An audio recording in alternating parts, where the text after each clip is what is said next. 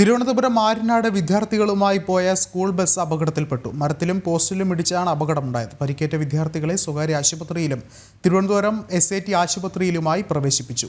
വാഹനത്തിന്റെ അമിത വേഗമാണ് അപകടത്തിന്റെ കാരണമെന്നാണ് പ്രാഥമിക നിഗമനം. ഇന്ന് വൈകിട്ടോടെയാണ് അപകടം. നിയന്ത്രണം വിട്ട ബസ് മരത്തിലും പോസ്റ്റിലും ഇടിച്ചാണ് അപകടമുണ്ടായത്. ആര്യനാട് പള്ളിവേട്ട കടുവാക്കുഴിയിൽ വെച്ചാണ് ബസ് അപകടത്തിൽപ്പെട്ടത്. ഇടിയുടെ ആഘാതത്തിൽ ബസ്സിലുണ്ടായിരുന്ന വിദ്യാർത്ഥികൾക്ക് പരിക്കേറ്റു.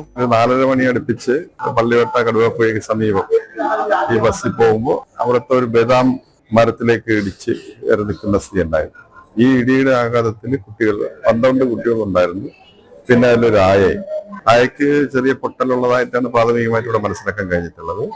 മറ്റു കുട്ടികളുടെ ചുണ്ടും പല്ലും ഒക്കെ തന്നെ ഇടിക്കുകയും അതുപോലെ നെറ്റിയും കവിളിടമൊക്കെ തന്നെ ഇടിക്കുന്ന സ്ഥിതിയാണ് ഉണ്ടായത്. ഇപ്പൊ നിലവിൽ പ്രാഥമികമായ ശുശ്രൂഷ ബാക്കി 11 കുട്ടികൾക്ക് കൂടെ കൊടുത്തു. ബാക്കി ഒരു കുട്ടിയെയും അതുപോലെ ആയെയും നേരെ മെഡിക്കൽ കോളേജിലേക്ക് വിട്ടിട്ടുണ്ട്. അതിൽ പൊട്ടലിന്റെ ഒരു കൂടെ ഉള്ളത് കൊണ്ടാണ്. പരിക്കേറ്റ 2 വിദ്യാർത്ഥികളെ തിരുവനന്തപുരം മെഡിക്കൽ കോളേജിൽ പ്രവേശിപ്പിച്ചു.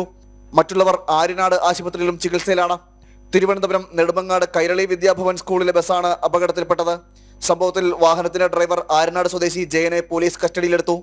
വാഹനത്തിന്റെ അമിതവേഗതയാണ് അപകടത്തിന് കാരണമെന്നാണ് പ്രാഥമിക നിഗമനം.